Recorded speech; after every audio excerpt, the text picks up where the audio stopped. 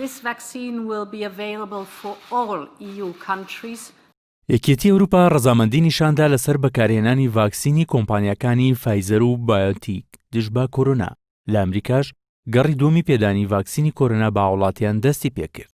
بە پێوتەی بەرپرسانی یەکێتی ئەوروپا لە ڕۆژی 27 مانگەوە دەست بە پێدانی ڤاکسینی کۆرۆنا دەکرێت لە وڵاتانی یەکێتیەکە.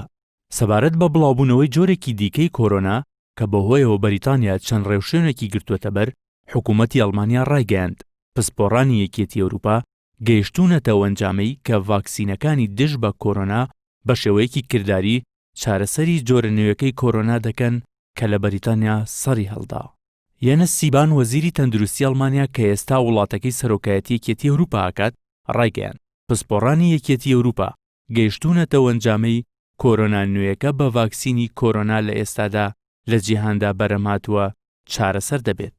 جۆرە نوێیەکەی کۆرۆنا کە تایبەت لە بەریتانیا تەشەنەی سندووە، وڵاتانی ئەوروپا و بەشێک لە وڵاتانی جیهانی بە عێراق و هەرێمی کوردستانیشەوە ناچار کردووە کە ڕێوشوێنی نوێ بگرنە بەرامبەر ئەو هاوڵاتیانەی لە بەریتانیاوە دێنە وڵاتەکانیانەوە. هەندێک لە وڵاتانش گەشتەکانیان بۆ بەریتانیا هەڵپەساردووە.